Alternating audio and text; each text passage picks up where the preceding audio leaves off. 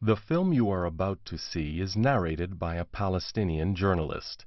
It shows how UNRWA, the United Nations Relief and Works Agency, is financing school curriculums that glorify terror and suicide bombing. Children are being inoculated with the belief that any and all means possible, including violence, must be used to reclaim Palestine, which for them means all of Israel.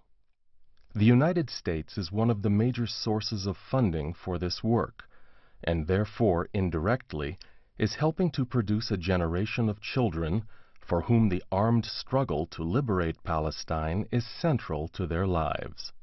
For 60 years, UNRWA has operated the camps and even now wants to continue the status quo. For the Palestinians, what does that mean? Another 60 years of a hopeless existence in camps with no solution in sight? But that's not the end of the story. This film will take you to Chile. There, the United Nations High Commission for Refugees, which handles refugees from all over the world, has launched a pilot project to resettle 20,000 Palestinian refugees. Once stuck in Iraq, they are now in Chile, where a life of hope is being held out for a new generation of Palestinians. Wars in the Middle East may not have easy solutions. Still, the message of this film is that there is a humanitarian solution to the continuing scar of Palestinian refugee camp existence.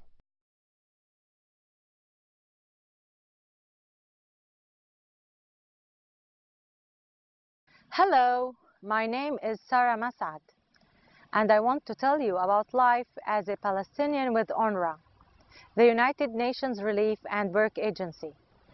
UNRWA was founded as a temporary organization 60 years ago after the Arab-Israeli War in 1948. UNRWA was established to help refugees deal with their temporary plight in the wake of that war. It was never intended to become a permanent refugee agency. 60 years ago, UNRWA fed anywhere from 450,000 to 750,000 refugees from the 1948 war. That was an important act of kindness. But instead of working to resettle Palestinians, it has become a permanent agency, always encouraging Palestinians to return to their villages, even though they no longer exist. This policy has turned into a fantasy and has served as a collective punishment to good, hardworking people like myself. We want the opportunity that others in a democracy might have to find meaningful work, provide a good education to our children, and instill proper ideals and family values. Instead, we have become locked in a battle between the Palestinian nationalism and UNRWA's inability to effect real change in its camps. The number of Palestinian refugees keeps growing as UNRWA continues to grow. UNRWA recognizes not only the original Arabs who claim to have been displaced, but their descendants as well. Now, the number of people on the UNRWA rolls has grown to more than 4 million. They live in and near 59 UNRWA camps in the West Bank, Gaza, Jerusalem, Syria, Jordan, and Lebanon. With 38 democracies across the globe contributing, UNRWA has an annual budget of more than $1 billion.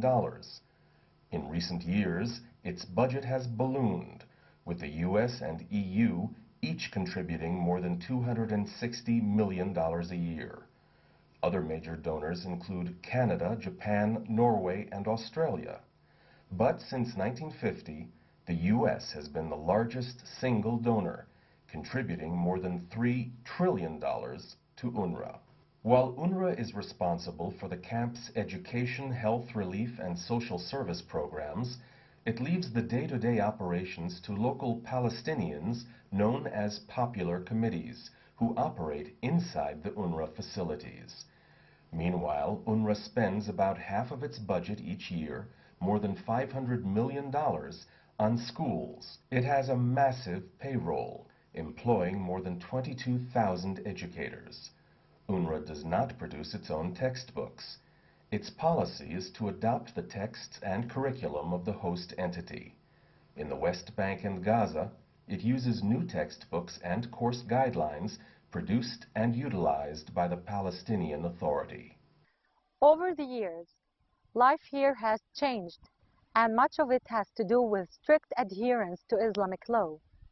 As you can see, I'm wearing a hijab, or a head covering, which is now the custom of Palestinian Muslim women. Violence in UNRWA camps can often be traced to Islamic militancy, with groups like Hamas, Palestinian Islamic Jihad, and the Al-Aqsa Martyrs Brigade openly calling for young children to sacrifice themselves as Islamic martyrs.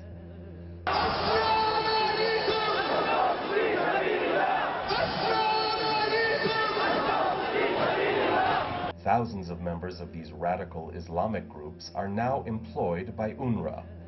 Even the Teachers Union in Gaza, almost 10,000 educators, is openly affiliated with Hamas, and some have called for the children to become suicide bombers. Still, even now, UNRWA denies that Hamas workers are on its payroll. It's another false allegation without any evidence to substantiate it. It's part of the destructive rhetoric of this conflict, which does no justice to anybody who has any interest in trying to promote a peaceful resolution to this conflict. We at UNRWA are transparent and accountable. Hamas as a political organization does not mean that every member is a militant, and we do not do political vetting and exclude people from one persuasion as against another. Hamas Education Minister Mohammed Askul confirmed that Hamas members work for UNRWA. الإنسان الفلسطيني المنتمي لحماس منتشر في كل المؤسسات. No doubt that in Gaza they have a lot of employees from the Hamas, because that was one of the demands of the Hamas government. If you are not going to accept our members as an employees, we will kick you out tomorrow morning.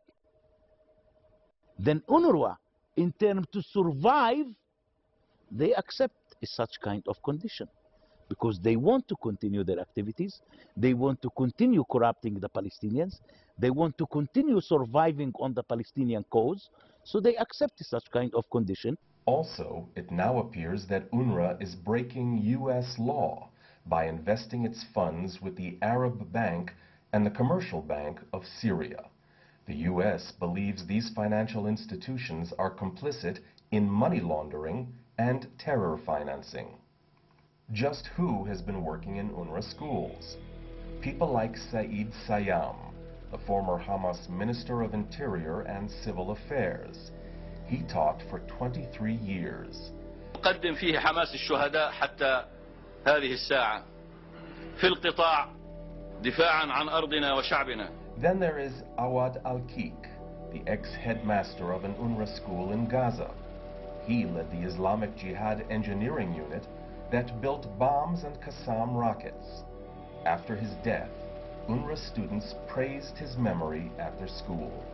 أبا محمد عشت مربيا فاضلا ورحلت مجاهدا قائدا أبا محمد. And then there's Suhail Al-Hindi, head of the UNRWA Teachers Union in Gaza. Al-Hindi brought former Hamas leader Sheikh Yassin, who also served as an UNRWA teacher, to an UNRWA school to lecture about suicide bombing and martyrdom. This is what Al-Hindi told students. The road to Palestine runs through the blood of our martyrs. To get a better understanding of UNRWA, we met with UNRWA representative Christopher Gunnis to discuss UNRWA operations. What's the most important service UNRWA provides? You have to ask the refugees that question. It's easy for me to answer. I would say education, because through our education, we educate 500,000 children in the Arab countries and territories on the borders of Israel. That means in UNRWA's hands are the ability, or is the ability, to educate the next generation of children who will be living in countries around Israel. If education is one of the core missions of UNRWA, It appears that the next generation of UNRWA graduates will be espousing anything but peace with their neighbor Israel.